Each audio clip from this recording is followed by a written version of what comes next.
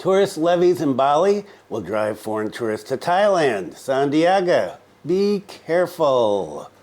And Bali contributes 50% of revenue to Indonesian tourism. Again from Sandiaga. And lots from Sandiaga today. Yes, Pak Sandiaga, the tourism minister. And so, stay tuned for details.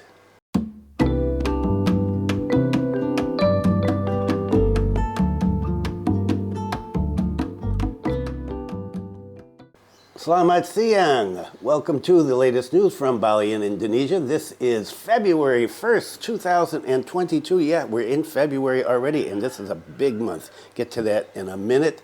And my name is Bruce. What's the weather like today? Raining every day here in Singaraja, and big rains. Lots and lots of rain. Our balcony is full of water all the time. And today, however, it is a lovely day. But it has been like that a lot this week. Really nice in the morning, afternoon starts to rain, evening rain, night rain, and rain, rain, rain. And so, good news. What is the temperature today? 29.9 degrees Celsius. It is 10:30 in the morning, and so we are just under 30, and that's nice. It actually almost feels semi-cool, but 71% humidity and wind speed 7.6 kilometers per hour. And so how is the weather where you are? I hope it is, well, if you need rain, I hope it's raining. And if you're looking for some warmth, well, come to Indonesia. We got a lot of warmth here to share. And what about February? I said there's a lot of stuff. Well, this is the 1st, and this is Thursday. And so on Saturday, there is a big deal going on in Buleleng. My granddaughter told me she's doing some special dancing. The Bupati is going to be there. I'm not sure what the big deal is yet, but, well, I'm planning on being there Saturday night and see what happens. And so there should be a video on that. So check on that next week. And then we have the 9th is the night that the Chinese New Year Eve, and lots of dancing and barongsai and fire and food and music and a lot of people here. This is a very popular activity, the Chinese New Year activity over at the Chinese temple right at the Old Harbor, the ex-harbor as it's called usually. And wow, it's an interesting night because you have all of the religions here, all the major religions. There's Buddhists, there's Muslims, there's Hindus, there's Christians. Everybody is there having a good time, and I'm going to be there on Friday. I told my granddaughter I would take her. I do every year, and so I'm planning on being there. And I always do a Chinese New Year video, and so that will be coming up. And so that's the 9th, Chinese New Year's the 10th. And then the 14th, big day. 14th is, well, if you celebrate Valentine's Day. If you are an Indonesian, you can vote that day. It is election day, and who is going to be the next president? Or will there be a runoff between the top two? At this point, it looks like there may be a runoff. And what else on the 14th? Oh, right, start of the Bali tourist tax. And we're going to be talking about that in just a minute. And so that will be interesting to see how that works out at the start. And what else do we have? We have a Gaungan and Kuningan coming up this month. And anything else? Oh yeah, my granddaughter's birthday and my oldest grandson's birthday. Just a couple of days apart, so big thing for the family. And I think that's all that I can think of right now. There may be something else. And then in March, you know, we have the start of Ramadan and Nyepi. Okay, so busy next couple of months. Okay, let's get to the main stories. Tourist levies in Bali will drive foreign tourists to Thailand. Sandiaga, be careful. Okay, the Minister of Tourism and Creative Economy, Pak Sandiaga Uno, responded to the issue of the foreign tourist levy of 150,000 rupiahs in Bali, which has the potential to make foreign tourists switch to vacationing to Thailand, according to the minister. And he said, this has to be addressed with great care.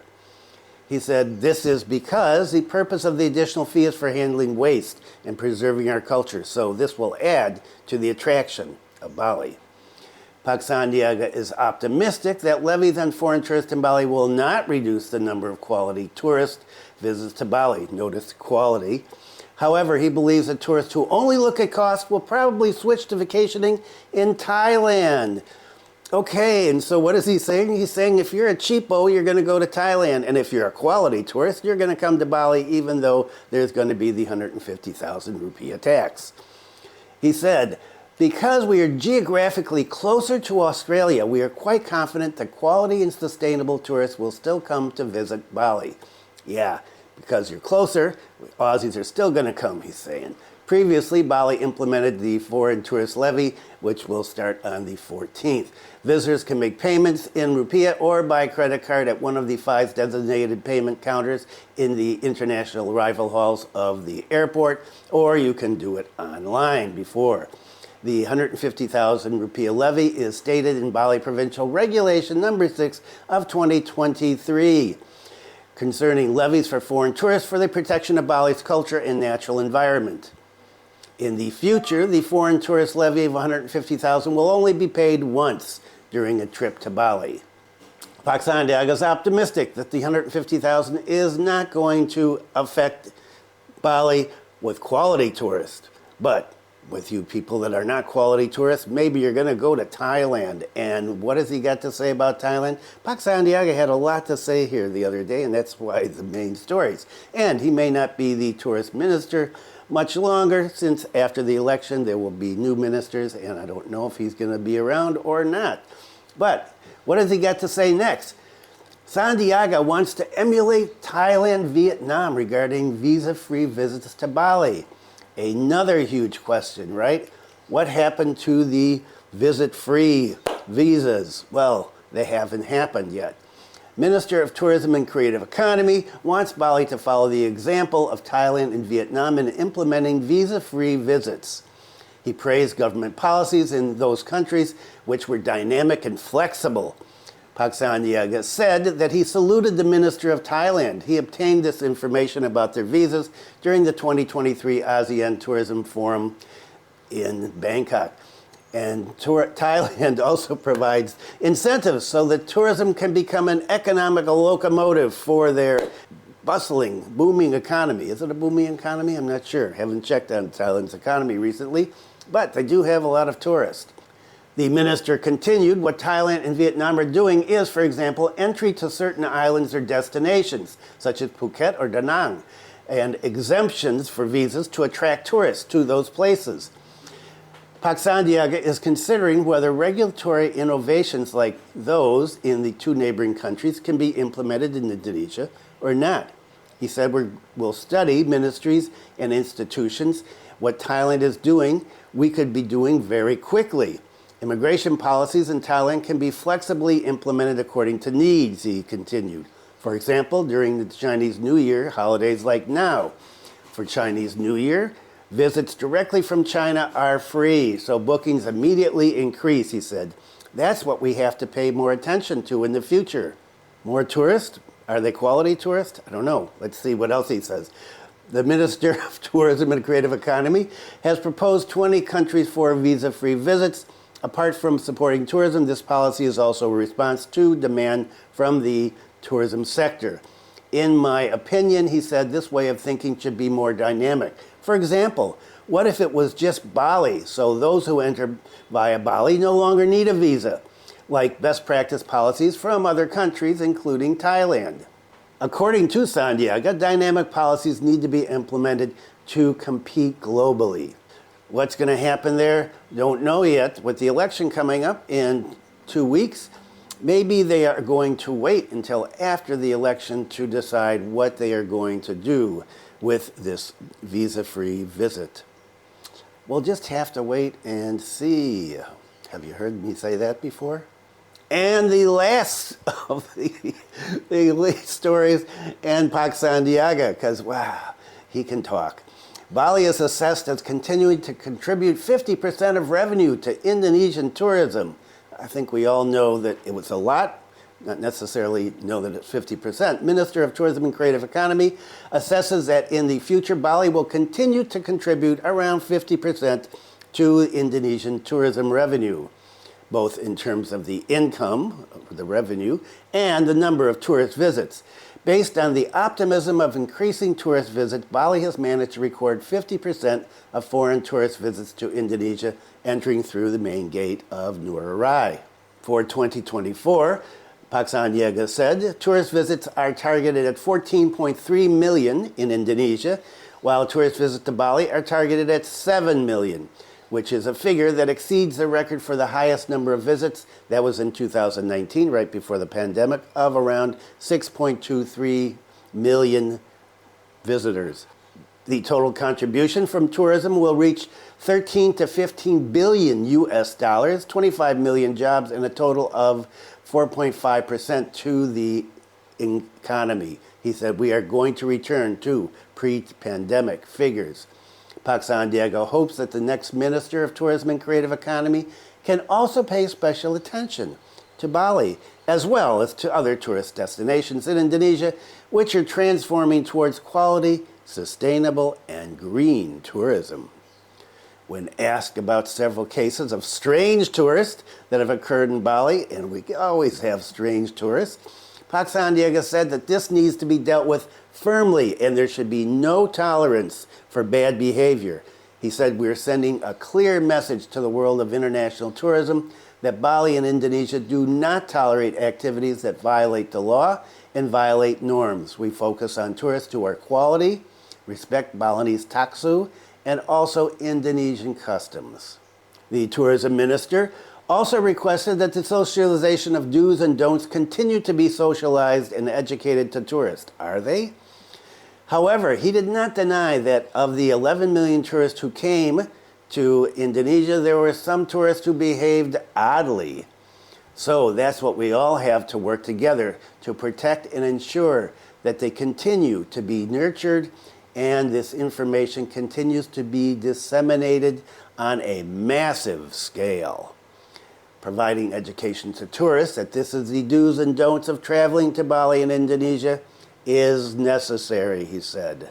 I think the video I saw the other day that's gone viral of a foreigner driving around on his motorbike in just shorts, no shirt, no shoes, no slippers, nothing, no helmet, and arguing with a local cop about what he was doing. Now, he probably didn't get the do's and don'ts. Okay, now let's talk about tourism in Buleleng, because we don't have as many tourist visits as the other regencies, or as some of the other regencies, certainly down south. The trend of cruise ship visits is increasing. Celukan Bawang Port will be organized. The Buleleng Tourism Department, Dispar, will organize Celukan Bawang Harbor as a destination for cruise ships in North Bali. This is being done following the increasing trend of cruise ship tourist visits. The head of Buleleng Regency Tourism Department, Pak Dodi, and I've talked about him many times, said that throughout 2024 there'll be 15 cruise ships visiting Buleleng and docking at the harbor in Celukan Bawang. Last year, he said there were 8, and this year there are 15. I'm going to talk about one of them in just a minute.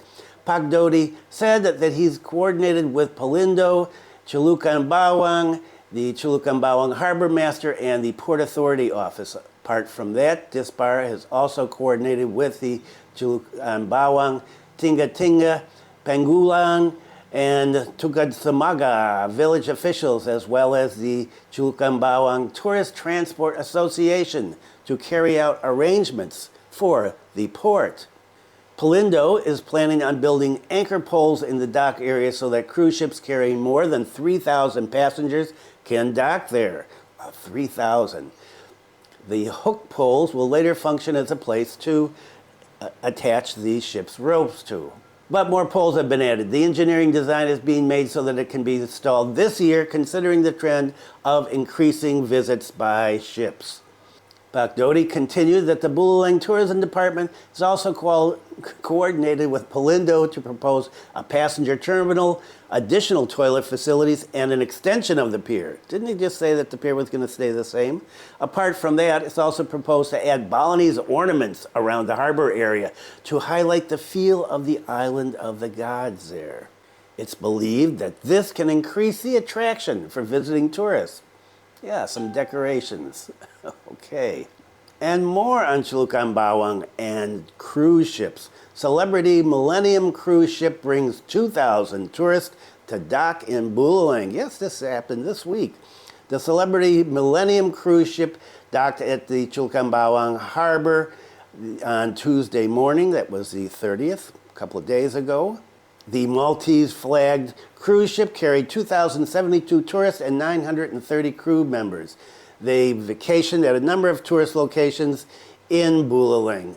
The head of Buleleng Tourism Marketing Division said that this was the third cruise ship to visit this January, this year. The arrival of cruise ship tourists was greeted with typical Balinese cultural attractions such as dancing at the harbor. Pak Agus explained that the ship only docked for one day and then continued its journey Tuesday afternoon, so it wasn't even a whole day. While in Buleleng, they visited a number of tourist attractions, which are known as DTW. I should remember that because I see that all the time. And they were guided by a travel agent. They went to Bali Handara up in Padchasari, snorkeling in Menjangan, tourist trips to Munduk Tourism Village, Menjangan Dynasty Resort, and Singaraja sightseeing trips.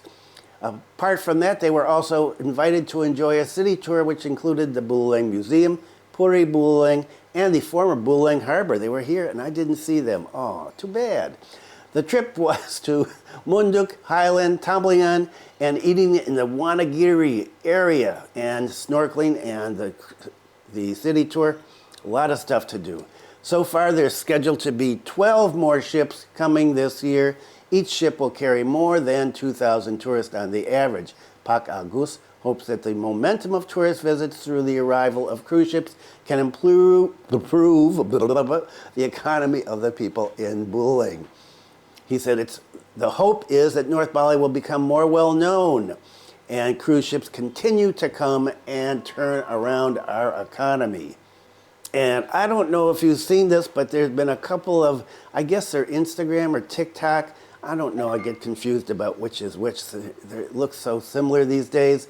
Of some tourists here really, really trashing Bali. One guy calling it poo, and the other one saying, I hate it here. I'm never coming back again. I was doing so much research on TikTok about it, because you know that TikTok is a great place to do research. And she said, it was nothing like I expected. Oh, it's dirty and there's traffic and just horrible. I'm going to Thailand. And she did. But she apparently got the notice of officials in the area because, well, they quickly went over to Kuta Beach to check on this after this video went viral. And the first story on that, Kuta Beach is a slum. Badung Council calls creative carts like bird cages. I'm trying to find a picture of these creative carts, what they call creative carts. Kuta Beach, which has been rated for tourism in Badung and Bali Regencies, is now called a slum. Wow. One of the things that's considered to be the cause of the slum beach is the creative carts made from ironwood, which are not maintained and are often damaged. Deputy Chairman of the Badung DPRD, Iwayan Siasa, believes that the creative carts are like bird cages. His party also criticized the existing arrangements at Kuta Beach.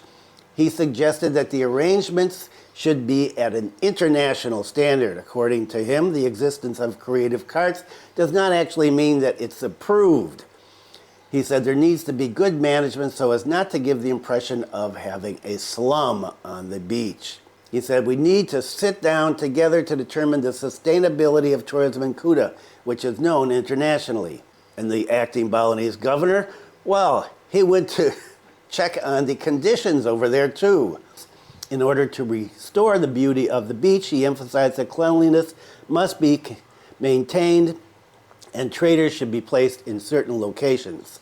Pak Sandiaga said, the beach is part of the Kuta brand. It's like being able to see the sunset. I don't think the existence of these stalls is appropriate. We can still find the best solution for Kuta Beach. Furthermore, Pak Sandiaga suggested that the Badung Tourism Department could improve the dirty impression of Kuta Beach. This can be done based on the results of comparative studies of what international standard tourism destinations look like. The tourism department must be out in the field, not just behind the desk. Management wants to be good, but they add something chaotic. So sorry. So these creative carts, or ironwood carts, are making the beach look shabby, making it look like a slum. And another story on that, making Bali's Kuta Beach look shabby, ironwood carts brought to Denpasar. After receiving the title of slum, the Badung Regency government is now starting to make efforts to beautify Kuta Beach. Carts made from ironwood, which can be considered to be making the beach dirty, began to be transported by the Badung Public Works and Spatial Planning Department, PUPR, on this past Monday. The only wooden carts that were moved from Kuta Beach were unused. The creative carts for traders were lifted by several workers. According to a worker, the carts will reportedly be temporarily placed in a warehouse on Jalan Kebu Iwa in Denpasar. It's just that he doesn't know how many of the carts are going to be moved. He said, at first I wanted to use a crane to lift it onto trucks, but apparently we can't. So we have to do it manually, and it takes 6 of us to do that. They're heavy. If you've ever worked with ironwood, you know how heavy that can be. They estimate that only the damaged carts will be moved. The head of the Badung PUPR said that the transfer of the ironwood carts was based on instructions from the region of Badung and the Badung Regional Secretary. This instruction follows up on the results of a visit by the acting governor of Bali, who assessed that Kuta Beach was dirty. Continuing the visit by the governor on orders from the regent, the regional secretary, the carts that were not being used according to the original plan were taken first. According to him, only unused carts were moved. Then, if damage is found, repairs will be carried out. He said what's damaged will be repaired while replanning the placement of traders on the beach. That was what the leaders concluded yesterday, he said, when they decided Kuta Beach is a slum. So apparently there are 844 carts down there, 620 carts at Kuta Beach, 198 at Legian Beach, and 26 carts in Seminyak. So it seems that the government is taking these critical videos that are going viral into account and working on changing things. Okay, and in the last video, I was talking about the Turkish guy who was shot. Well, stories changed, right? The original one, if you remember, said the police thought that there were Turkish guys shooting a Turkish guy. Well, it turns out that the Turkish guy was not shot by Turkish people, but by Mexican gang. And this story is still developing, and so this is what we have so far. DPO shooting Turkish foreigner arrives in Bali. Police find 1 firearm. So the DPO, they captured 3 Mexican guys, the police. And 1 guy escaped, and so he's called a DPO. He's wanted, right? Apart from ending the escape of the Mexican foreigner who was on the wanted list, DPO, he was caught in East Java. The joint police team also managed to find 1 firearm around the crime scene. Meanwhile, the foreign DPO, who was arrested in Java yesterday, has now arrived in Bali and is being held at the Badung police station for the shooting of a Turkish foreigner at the Palm House Villa in Mengwi. He's being held on suspicion of attempted murder and robbery. Apart from that, the police officers also managed to find 1 Baikal Makarov firearm, which was found around the crime scene. With this incident, the Bali Regional Police appealed to the public to work together to maintain the Bali public order and security situation so that it remains stable. As foreign tourists know, Bali, as the island of the gods, is famous for its customs, culture, friendliness, and most importantly, Bali is famous for its security and peace. Not that peaceful when you get shot. Very, very strange story, and obviously not quality tourist. Okay, that is it for today. Wow, it's Thursday. Thursday. Weekend is coming up. Okay, so I hope that you're having a great time wherever you are, enjoying yourself. And remember, life is short, so have a good time. And thanks for viewing. Be kind to someone today. Stay safe, and I will see you next time.